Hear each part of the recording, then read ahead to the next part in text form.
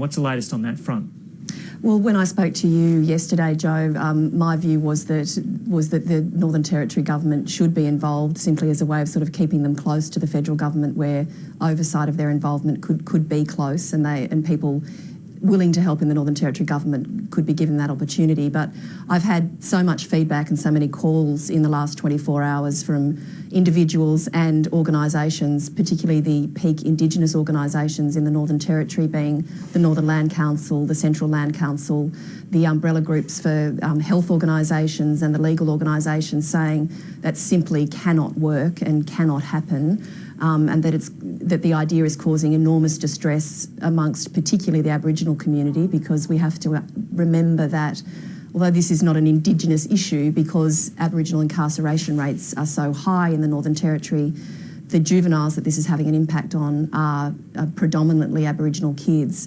These peak organisations have written a letter to the Prime Minister asking that he exclude the Northern Territory government from involvement in the Royal Commission, that he keep them at arm's length.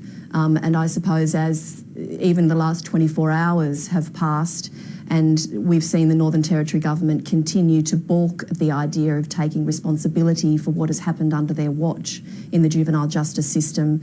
And we've seen more people come forward, former guards, with their own evidence of the culture within Don Dale. It's become more evident just how much the Northern Territory government, this one and the previous government, have known about and have not dealt with in terms of abuse within the juvenile justice system. So very, very strong calls and very loud, determined calls from the community here in the Northern Territory that the Northern Territory government not be involved in the Royal Commission other than as witnesses and other than being called very much to account for their behaviour. What do the statements of Adam Giles over the last 48 hours, though, indicate about the Northern Territory government's approach to this and its the strength of its view that it should be involved in some way in this Royal Commission?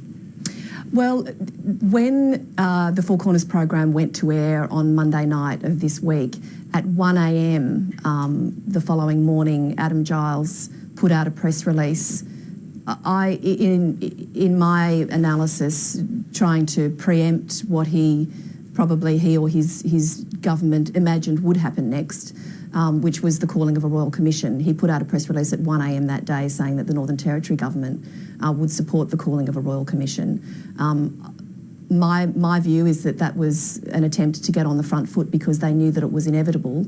In the last 12 hours, Adam Giles has tried to stress that the Northern Territory government is up for transparency, wants a Royal Commission. It was their idea. I've even heard him say it was our idea, and we're glad that the Prime Minister has gotten on board. So I think the Territory government is trying to get on the front foot desperately, but its own record on this matter, its own rhetoric on juvenile justice in the Northern Territory has been so damning while they've been in government, and even prior to them being in government.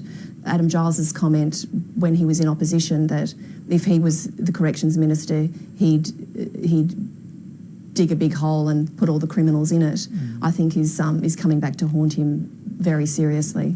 This Royal Commission has been described as a joint Royal Commission, something that will involve both the Northern Territory and the federal government. I guess things won't become clear until we get this specific announcement from the federal government about just how it will work, and we should get some idea of that later today. Precisely. We're expecting the terms of reference to be released today.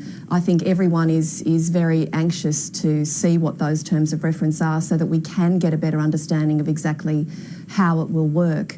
And so I expect that views will continue to roll in when those terms of reference come out from the community, but what I can say is that everyone here in the Northern Territory, in terms of organisations and individuals in the community, are very engaged with this idea and very focused on what a Royal Commission will be able to reveal and hopefully change in the long term for the better in both the juvenile justice system and the child welfare system here in the Northern Territory, which is so closely related to it. I think we'll see, depending on the terms of reference, that there could be some crossover or some stepping back once we look at the juvenile justice system to look at the links with the child welfare system here in the Northern Territory too, and how closely they sit together and could work together.